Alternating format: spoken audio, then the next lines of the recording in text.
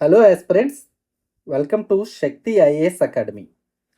ఈరోజు మన topic Telugu literature కోసం. తెలుగు లిటరేచర్లో చాలామంది భయపడే అంశం వ్యాఖ్యానాలు. ఈ వీడియో మొత్తం చూడండి, మీకు వ్యాఖ్యానాల కోసం కంప్లీట్ ఇన్ఫర్మేషన్ వస్తుంది. వ్యాఖ్యానాలు అంటే భయం కూడా కంప్లీట్గా పోతుంది. సో ముందుగా మనం వ్యాఖ్యానాల ఇంపార్టెన్స్ ఏంటి అన్నది చూస్తే, మనకి లిటరేచర్ పేపర్లో పేపర్ 2లో సెక్షన్ ఏ నుండి 5 క్వశ్చన్స్, అంటే 5 into 10 50 మార్క్స్. సెక్షన్ బి నుండి 5 క్వశ్చన్స్ 50 మార్క్స్ వస్తుంది. టోటల్ 100 మార్క్స్ వస్తాయి. సో వ్యాఖ్యానాలు మీరు పర్ఫెక్ట్ అయితే మీ పాకెట్లో 100 మార్క్స్ ఉన్నట్టే. సో ఇంత ఇంపార్టెన్స్ ఉన్నది వ్యాఖ్యానాలు. ఈ వీడియోలో మనం అసలు వ్యాఖ్యానాలు అంటే ఏంటి, వ్యాఖ్యానాల్లో రకాలు ఎన్నున్నాయి, అసలు వ్యాఖ్యానాలు ఆన్సర్లో స్ట్రక్చర్ ఎలా ఉండాలి, ఎలా స్టార్ట్ చేయాలి, ఎలా ఎండ్ చేయాలి, బాడీలో ఏం పెట్టాలి, అవన్నీ చూద్దాం. తర్వాత వ్యాఖ్యానాల కోసం స్కోరింగ్ కోసం కొన్ని టెక్నిక్స్ అనేవి కూడా చెప్తాం. ఇవన్నీ కూడా టెస్టెడ్ థింగ్స్. యూపీఎస్సి ఫైనల్ ఎగ్జామ్లో మేము వేరియస్ టైమ్స్ మెయిన్స్ రాయడం వల్ల ప్రతిసారి ఈ టెక్నిక్స్ అన్నీ అప్లై చేసి గుడ్ స్కోర్ రావడం జరిగింది. సో అవన్నీ ఫిల్టర్ చేసి మీకు ఒక వడపోసి ఈజీగా రెడీమేడ్గా మీకు ఇస్తున్నాను. సో ఇది మీకు చాలా యూజ్ అవుతుంది. సో ప్రాపర్గా ఈ వీడియోని యూటిలైజ్ చేసుకోండి. సో ఫస్ట్ వ్యాఖ్యానాలు అంటే ఏంటి, ఈ టాపిక్ చూద్దాం. వ్యాఖ్యానాలు అంటే ఏదైనా ఒక అంశం మీద మీ అభిప్రాయాన్ని ఒక రీజనింగ్ వేలో మీరు ప్రజెంట్ చేయడాన్ని వ్యాఖ్యానం అంటారు. ఫర్ ఎగ్జాంపుల్, ఒక పద్యం ఉంటే ఆ పద్యంలో ఏ దృక్పథంలో వాళ్ళు వ్యాఖ్యానం చేయమన్నారో దాని ద్వారా ఆ దృక్పథంలో మీరు దానిని కామెంట్ చేయడాన్ని, ప్రాపర్ రీజనింగ్తో కామెంట్ చేయడాన్ని వ్యాఖ్యానం అంటారు. సో ఇంతకన్నా ఎక్కువ తెలుసుకునే అవసరం లేదు. మీరు అడిగిన డైరెక్షన్లో కామెంట్ చేయడం వ్యాఖ్యానం. మన తెలుగు వారందరికీ వ్యాఖ్యానించడం చాలా అలవాటు. అందరూ అంటుంటారు కదా, ప్రతిదానికి వ్యాఖ్యానం ఒకటి అన్నట్టు. అంటే ప్రతిదానికి మనం కామెంట్ చేస్తూ ఉంటాం. సో అదే వ్యాఖ్యానం. సో వ్యాఖ్యానం అంటే ఏంటి అన్నది చూసేసాం. తర్వాత ఇప్పుడు వెరీ ఇంపార్టెంట్, వ్యాఖ్యానాల్లో రకాలు ఎన్ని, టైప్స్ ఆఫ్ వ్యాఖ్యానాలు ఎన్ని టైప్స్ ఉన్నాయి అంటే బేసిక్గా 4 టైప్స్ ఉంటాయండి. ఒకటి సామాజిక దృక్పథం. ఒక పద్యం ఇచ్చి సామాజిక దృక్పథంలో వ్యాఖ్యానం చేయమంటారు. 2 చారిత్రక దృక్పథం. 3 తాత్విక దృక్పథం. 4 కళా సౌందర్య దృక్పథం.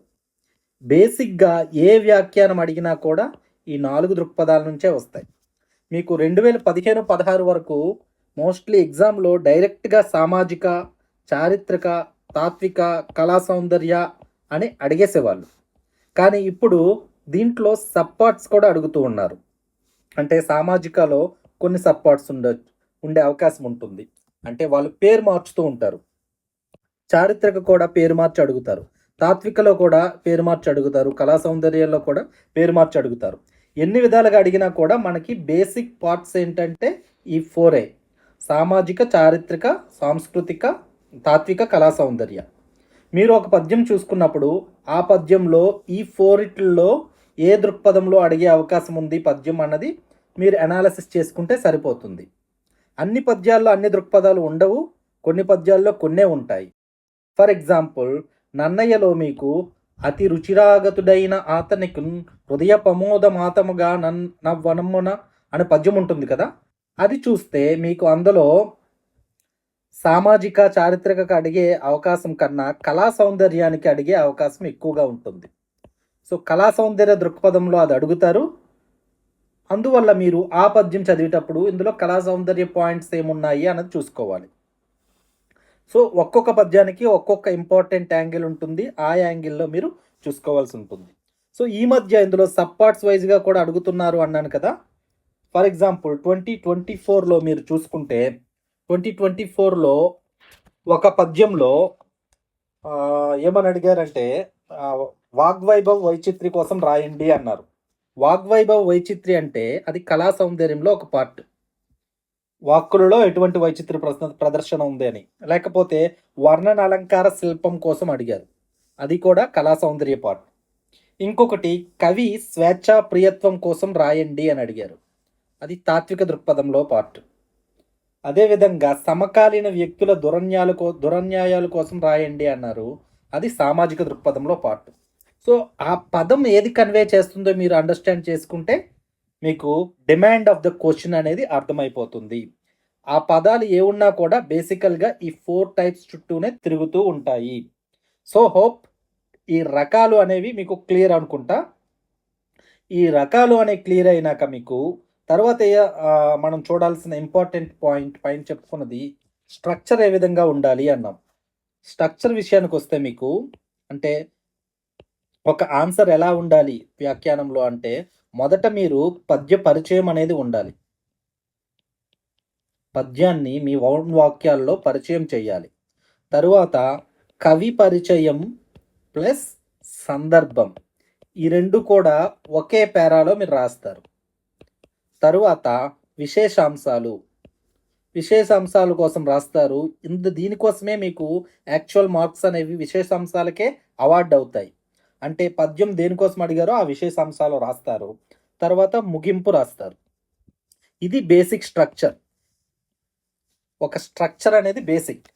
సో ఇప్పుడు ఒకసారి మనం ఇందులో పాయింట్స్ ఒక్కొక్కటి చూస్తే పద్య పరిచయం అంటే ఒక పద్యాన్ని సామాజిక దృక్పథంలో కానీ ఏ దృక్పథంలో అడిగితే ఆ దృక్పథంలో మీకు ఏం అర్థమైంది అన్నది ఒక ఇంట్రడక్షన్లో రాస్తారు.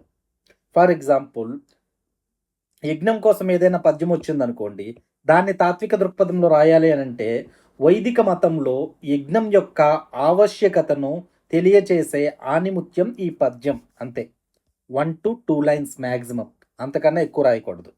సో అది పద్య పరిచయం. పద్యం చూసిన వెంటనే అడిగిన దృక్పథంలో మీకు ఏమైతే స్ఫురిస్తుందో దాన్ని మీరు రాయవలసి ఉంటుంది. తరువాత కవి పరిచయం సందర్భం.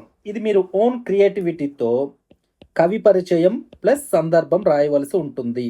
కవి పరిచయం చేసినప్పుడు కవి యొక్క బిరుదులు రాసుకోవచ్చు. సందర్భం రాసుకున్నప్పుడు మీ ఓన్గా క్రియేటివ్గా సందర్భం రాయవలసి ఉంటుంది. ఫర్ ఎగ్జాంపుల్ నేను జాషువా గారి కోసం చెప్తాను. ఈ పద్యము దళిత వేదన ఆత్మగాను దేశారాధన శరీరంగా గల గబ్బిలం అనే కావ్యంలోనిది. మధుర శ్రీనాథుడు ఈ కావ్యమును రచించినాడు అని కవి పరిచయం కోసం రాసేశాను. కావ్య పరిచయం కూడా అయిపోయింది. తర్వాత సందర్భంలో దళితుడు తన వేదనను గబ్బిలానికి వివరించు సందర్భంలోనిది. అంతే. ఇది కూడా ఒక 2 లైన్స్ మ్యాక్సిమం రాస్తారు. మీరు ఎక్కువ రాయకూడదు, 2 to 3 లైన్స్ మ్యాక్సిమం రాస్తారు. సో కవి పరిచయం సందర్భం అయిపోయింది.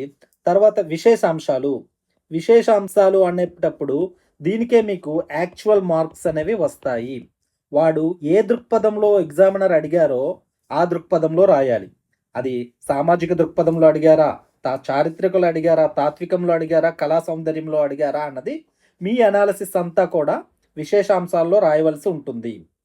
విశేషాంశాల్లో మీరు స్కోరింగ్ టెక్నిక్స్ అన్నీ కూడా మనం తర్వాత డిస్కస్ చేద్దాం. ఏ విధంగా రాయాలి, మంచి స్కోరింగ్ రావాలంటే ఏం చేయాలి అన్నది. సో విశేషాంశాలు అది. తర్వాత ముగింపు అనేది ఒక శరాఘాతంలా ఉండాలి. మీకు ఆల్రెడీ లేకపోతే ఒక కొషమెరుపు శిల్పంలా ఉండాలి. మీకు జాషువా గారి కోసం చెప్పాను కదా, ఇలాగా 4 పద్యాలు ఉన్నప్పుడు చివరి పాదంలో ఒక కొసమెరుపు శిల్పం ఉంటుంది, ఒక శరాఘాతం ఉంటుంది. దానివల్ల వావ్ అనే ఒక ఫీల్ అనేది వస్తుంది. ఎగ్జామినరు ఈ విశేషాంశాలు ఇవన్నీ రాసి చూశాక పరిచయం, కవి సందర్భం, విశేషాంశాలు అన్నీ చూశాక ఒక పాజిటివ్ ఇంప్రెషన్తో వచ్చాక ముగింపు మీది మెరిస్తే, కొసమెరుపు శిల్పంతో మెరిస్తే ఎగ్జామినర్ మీల్స్ అంతా తిన్నాక పాన్ తింటే వచ్చిన సాటిస్ఫాక్షన్ లాగా మంచి సాటిస్ఫైగా అయ్యి మీకు మంచి మార్కులు అనేది వేస్తారు. సో అందువల్ల ముగింపు కూడా చాలా చాలా ఇంపార్టెంట్. సో ఇప్పుడు మనం ఏం చూస్తున్నాం, స్ట్రక్చర్ కోసం చూస్తున్నాం. ఇది ఒక స్ట్రక్చర్, ఇది 1 టైప్ ఆఫ్ స్ట్రక్చర్. ఇలాంటివి మీకు ఇంకొక 3 టైప్ ఆఫ్ స్ట్రక్చర్స్ చెప్తాను. 1+3 4 టైప్ ఆఫ్ స్ట్రక్చర్స్. సో మీరు 10 క్వశ్చన్స్ అడిగితే ఒక్కొక్క టైపు 2 to 3 పద్యాలకు మీరు పెట్టుకుంటే 10 పద్యాలకు కూడా వైవిధ్యభరితంగా వివిధ రకాల స్ట్రక్చర్స్తో మీరు ఆన్సర్ చేసినట్టు ఉంటుంది. మీకు మంచి మార్కులు వస్తాయి. ఈ స్ట్రక్చర్స్ అన్నీ కూడా మనం ఎగ్జామ్లో రాసి మంచి మార్కులు సంపాదించాకే మీకు చెప్తున్నా. సో మీరు ప్రాపర్గా ప్రాక్టీస్ చేసి ఫైనల్ ఎగ్జామ్లో రిప్లికేట్ చేయండి. సో ఫస్ట్ స్ట్రక్చర్ మీకు అయిపోయింది. పద్య పరిచయం రాస్తారు, కవి పరిచయం రాస్తారు, సందర్భం రాస్తారు, విశేషాంశాలు రాస్తారు, తరువాత ముగింపు అనేది ఒకటి రాస్తారు. దీని తర్వాత మీకు రెండవ స్ట్రక్చర్ కోసం చెప్తా. రెండవ స్ట్రక్చర్ మీకు డెఫినిషన్ రాస్తారు. ఫస్ట్ డెఫినిషన్ రాస్తారు, తర్వాత సందర్భం రాస్తారు. సందర్భం అంటే కవి కావ్య పరిచయం, కవి పరిచయం, కావ్య పరిచయం, సందర్భం, ఈ మూడు కూడా వస్తాయి. తరువాత విశేషాంశాలు రాస్తారు, తర్వాత ముగింపు రాస్తారు. అంటే ఇక్కడ మారిందేంటి, పద్య పరిచయం ప్లేస్లో డెఫినేషన్ రాస్తారు. ఈ డెఫినేషన్ అనేది ఎటువంటి పోయమ్స్కి మీరు ఎటువంటి పద్యాలకి ఇటువంటిది ఎన్నుకుంటారంటే, ఏ పద్యాల్లో అయితే జార్గన్ అడుగుతున్నారో, జార్గన్ పదాలు వాడారో వాటికి మీరు రాయవలసి ఉంటుంది. ఫర్ ఎగ్జాంపుల్ మీకు ఎగ్జామ్లో ఈ పద్యంలో అక్షర రమ్యతను వివరించండి అని అడిగారు అనుకోండి, అక్షర రమ్యతను వివరించండి, వ్యాఖ్యానించండి అని అడిగారు అనుకోండి, అక్షర రమ్యత అంటే ఏంటి అన్నది మీరు ఫస్ట్ రాసేయాల్సి ఉంటుంది. అప్పుడు మీరు ఎగ్జామినర్ క్లియర్గా చెప్తున్నారు, నాకు అక్షర రమ్యత అంటే ఏంటో తెలుసు, దాన్ని విశేషాంశాల్లో ఫర్దర్గా నేను ఎక్స్ప్లెయిన్ చేస్తాను అని. సో ఈ విధంగా మీరు మంచి మార్క్స్ తెచ్చుకునే అవకాశం ఉంది. తర్వాత సందర్భం, విశేషాంశాలు, ముగింపు అనేది రాస్తారు. ఇది ఒక సెకండ్ టైప్ ఆఫ్ స్ట్రక్చర్. ఇంకా మూడవ టైప్ ఆఫ్ స్ట్రక్చర్ కోసం వెళ్తే, మీరు అందరు కూడా చిన్నప్పుడు చాలామంది రాసి ఉంటారు 10th క్లాస్ పరీక్షలలో. ఫస్ట్ కవి పరిచయం రాస్తారు, తరువాత సందర్భం రాస్తారు, తరువాత విశేషాంశాలు రాస్తారు, ముగింపు రాస్తారు. సో ఈ రెండు కూడా మనం చిన్నప్పుడు చూసాం కదా, కవి పరిచయం, సందర్భం, భావం. భావం అనేది మీరు రాయకూడదండి. భావం రాయడం వల్ల డిసడ్వాంటేజ్ ఏంటంటే, ఒకటి టైం సరిపోదు, రెండు స్పేస్ కూడా సరిపోదు. సో మీరు భావం కోసం అంత స్పేస్ టైం కేటాయించే బదులు ఏదైతే విశేషాంశాలు అడిగారో దానికి ఎలాగో మీకు భావం తెలిస్తేనే విశేషాంశాలు మీరు రాయగలరు కాబట్టి భావం బదులుగా విశేషాంశాలే రాస్తారు. మంచి మార్కులు అప్పుడే వస్తాయి, భావం రాయకండి. సో కవి పరిచయం, సందర్భం, విశేషాంశాలు, ముగింపు రాస్తారు. ఇక్కడ కవి పరిచయంలో కవి బిరుదు, కవి పేరు, కవి ఇతర రచనలు ఏదైనా ఇంపార్టెంట్ ఉంటే, ఫర్ ఎగ్జాంపుల్ మీరు కర్పూర వసంతరాయలు రాసినప్పుడు ఇది రాయవలసి ఉంటుంది. ఎందుకంటే సీనారయ్య గారికి జ్ఞానపీఠ అవార్డు వచ్చింది కాబట్టి ఆ జ్ఞానపీఠ అవార్డును పరిచయం చేస్తూ మీరు రాయవలసి ఉంటుంది. సీనారాయది లేకపోతే మనకి సీనారాయది అడగకపోతే కొన్నిసార్లు మనకి ఆంధ్ర ప్రశస్తి అడుగుతారు, అతనికి కూడా మనకి జ్ఞానపీఠ అవార్డు రావడం వల్ల మీరు పరిచయంలో అలాంటి వాటికి ఈ స్ట్రక్చర్ని ఎంచుకోవచ్చు. సో కవి పరిచయం రాస్తారు, ఏ సందర్భంలో రాస్తారు, ముగింపు రాస్తారు. ఇది మూడవ స్ట్రక్చర్. మూడు స్ట్రక్చర్స్ చూసాం. ఇంకా ఫైనల్ స్ట్రక్చర్, ఇది కూడా మీరు కొన్ని వాటిల్లో వాడుకోవచ్చు. డెఫినిషన్ రాశాక కవి పరిచయం కూడా రాస్తారు. డెఫినేషన్ రాస్తారు, కవి పరిచయం పద్య పరిచయం రాస్తారు. డెఫినేషన్ రాస్తారు, పద్య పరిచయం రాస్తారు, తర్వాత సందర్భం రాస్తారు, తర్వాత విశేషాంశాలు, ముగింపు. ఇది ఒక స్ట్రక్చర్. ఈ 4 స్ట్రక్చర్స్ మీరు ఒక్కో స్ట్రక్చర్ 2 to 3 పద్యాలకు పెడితే మీకు 10 పద్యాలు కూడా వ్యాఖ్యానాలకే అయిపోతుంది. ఒక డైవర్సిఫైడ్గా మీరు ఆన్సర్ చేయడం వల్ల ఎగ్జామినర్కి ఒక మోనోటోమీని బ్రేక్ చేస్తారు. సో ఈ 4 టైప్స్ అనేది మీకు క్లియర్ అనుకుంటా. మనం ఎంతవరకు ఏమేమి చూసాం, అసలు ఆ వ్యాఖ్యానం అంటే ఏంటో చూసాము, వ్యాఖ్యానంలో రకాలు చూసాము, తర్వాత వ్యాఖ్యానాలకి స్ట్రక్చర్ ఎలా ఉండాలో చూసాము. ఈ 3 క్లియర్ అనుకుంటా. ఇప్పుడు స్కోరింగ్ టిప్స్ అనేవి చూద్దాం. కొన్ని రకాల స్కోరింగ్ టెక్నిక్స్ కోసం వస్తే, మీరు విశేషాంశాల్లో మనకి స్కోరింగ్ వస్తుంది అన్నాను కదా, ఈ విశేషాంశాల్లో మీకు స్కోరింగ్ రావాలంటే ఏం చెయ్యాలి అన్నది చూద్దాం. సో మీకు పద్యం ఎలా ఇచ్చాడు, 4 లైన్స్ ఇచ్చాడు, లేకపోతే 2 లైన్స్ కూడా ఈ మధ్య ఇస్తున్నాడు కదా, అందులో కీవర్డ్స్ని ఐడెంటిఫై చేస్తారు. కీవర్డ్స్ని ఐడెంటిఫై చేసి ఆ కీవర్డ్స్ని ఏదైతే దృక్పథంలో అడిగారో, ఫర్ ఎగ్జాంపుల్ సామాజిక దృక్పథంలో అడిగితే ప్రతి కీవర్డ్ని ఆ దృక్పథంతో లింక్ పెట్టి మీకు ఏదైతే వస్తుందో దాన్ని అన్వయించాలి. ప్రతి పదాన్ని కూడా ఆ దృక్పథంలోకి అన్వయించి మీరు ఆన్సర్ రాయాలి. తర్వాత డయాగ్రామ్స్ అనేవి తప్పకుండా వేయవలసి ఉంటుంది. మీరు చాలామంది డయాగ్రామ్స్ వేయకుండా ఉంటారు. సో మీరు ఇది A4 షీట్ అనుకుంటే ఇంతవరకు పద్యం ఉంటుంది, ఇక్కడ పరిచయం రాస్తారు, సందర్భం రాస్తారు, విశేష అంశాలను పెట్టి రాసుకుంటూ వెళ్తారు. ఇక్కడ స్పేస్ వదిలేయండి. ఈ విశేష అంశాలు అన్నీ అయినాక మీరు ఇక్కడ డయాగ్రామ్, ఒక హబ్ అండ్ స్పోక్ డయాగ్రామ్, ఏదో ఒకటి చిన్న డయాగ్రామ్ అయినా వేయాల్సి ఉంటుంది. విశేష అంశాలు అని పెట్టి మీరు పాయింట్స్ ఏదైతే రాస్తారో దాని కీవర్డ్స్ ఇక్కడ రాసేస్తే అదే ఒక డయాగ్రామ్ అయిపోతుంది. సో డయాగ్రామ్ అనేది మీకు వేసడం వల్ల మంచి మార్కులు బూస్ట్ అవుతాయి. ఎగ్జామినర్ డయాగ్రామ్ చూసే చెప్పేస్తారు మీరు కంటెంట్ అంతా ప్రాపర్గా ప్రజెంట్ చేయగలిగారు అని. తరువాత మోస్ట్ ఇంపార్టెంట్ థింగ్ ఇంటర్లింకేజెస్. ఇది చాలామంది మిస్ అవుతుంటారు. ఇంటర్లింకేజెస్, అనుసంధానించడం. ఏ విధంగా అనుసంధానించాలి అంటే ఇంటర్లింకేజెస్ విత్ అదర్ పోయమ్స్, అదర్ పద్యాలు. అంటే ఇప్పుడు ఫర్ ఎగ్జాంపుల్ గుర్రం జాషువా గారి గబ్బిలంలో ఒకటి అడిగితే, ఒక పద్యం అడిగితే అదే జాషువా గారి గబ్బిలం కావ్యంలో వేరే పద్యంతో లింక్ చేయగలమా అన్నది రాస్తారు. తర్వాత అదే కవి ఇతర సందర్భాలలో ఏదైనా చెప్పారా అన్నది మీరు తీసుకొచ్చి పెట్టగలిసి ఉంటుంది. అంటే ఇప్పుడు జాషువా గారు అంటారు సుకవి జీవించే జనుల నాలుక యందు అని. సో అది మీరు ఇది రాసేటప్పుడు జాషువా గారు ఇలా అన్నారు ఒక సందర్భంలో అని రాస్తారు. అది కూడా ఒక టైప్ ఆఫ్ ఇంటర్లింకేజెస్. ఇది కాక ఇతర కవులు ఏం చెప్పారు ఇతని కోసం అన్నది కూడా రాస్తారు. అంటే ఫర్ ఎగ్జాంపుల్ ఇక్కడ జాషువా విషయంలోనే చూసుకుంటే ఎండూరి సుధాకర్ గారు జాషువా సాహిత్య మూలాలు ప్రాచీనమైనవైనా ఫలాలు మాత్రం ఆధునికం అంటారు. సో అటువంటి పాయింట్ మీరు రాయొచ్చు. అలా లింకేజెస్ పెట్టడం వల్ల మీకు మంచి స్కోరింగ్ వస్తుంది. ఇది కాక కరెంట్ అఫైర్స్ కూడా లింక్ పెట్టాలి. మీకు ముఖ్యంగా కృష్ణరాయబారం చాప్టర్లో 2 దేశాల మధ్య దౌత్యం జరుగుతుంది అంటే ఇక్కడ మనకి ఇండియా పాకిస్తాన్ రిలేషన్స్, లేకపోతే ఇండియా చైనా రిలేషన్స్ కోసం కరెంట్ అఫైర్స్ మీరు తప్పకుండా లింక్ చేయాలి. ఇటువంటి ఇంటర్లింకేజెస్ చేయడం వల్ల మీకు మీ ఆన్సర్, మీ వ్యాఖ్యానం అవుట్షైన్ అయ్యి మంచి మార్కులు అనేవి వస్తాయి. సో ఇంకొక టిప్ ఏంటంటే మంచి మార్కులు రావడం కోసం మీకు సాహిత్య భాష వాడాలి. ఇప్పుడు మన ఇద్దరం ఒక భాషలో మాట్లాడుకుంటున్నాం, అటువంటి భాష కాకుండా సాహిత్యం, లిటరేచర్ లాంగ్వేజ్ అనేది వాడవలసి ఉంటుంది. అసలు ఒక క్వశ్చన్, ఒక ఆన్సర్ సాహిత్య భాష ఎప్పుడవుతుంది అంటే వాటిలో నేను చెప్పిన అంశాలు మీరు ఇంక్లూడ్ చేసేస్తే అది సాహిత్య భాషగా, ఒక చిక్కని భాషగా తయారవుతుంది. అందులో ముఖ్యంగా మీరు గుర్తుపెట్టుకోవాల్సినవి తెలుగు పదాలు. మనకి చక్కని తెలుగు పదాలు కొన్ని ఉంటాయి కదా, అటువంటి పదాలు వాడాలి. అంటే నిండుకొండ, నిత్య కళ్యాణం, పచ్చతోరణం, నవరస నిలయం, అటువంటి పదాలు మీరు వాడితే మంచి లాంగ్వేజ్ అనేది డెవలప్ అవుతుంది. అదేవిధంగా సంస్కృత సూక్తులు అనేవి మీరు కొన్ని వాడచ్చు. సాంస్క్రిట్ కోట్స్, పెద్ద కోట్స్ మీరు రాసేయండి. రాస్తే మీరే గుర్తుంచుకోవడం కష్టం, అక్కడ రాయడం కూడా కష్టం. మనకి సింపుల్గా ఉన్నా కూడా అవి వాల్యూ ఎడిషన్ ఇచ్చే కోట్స్ని సెలెక్ట్ చేసుకొని రాయాలి.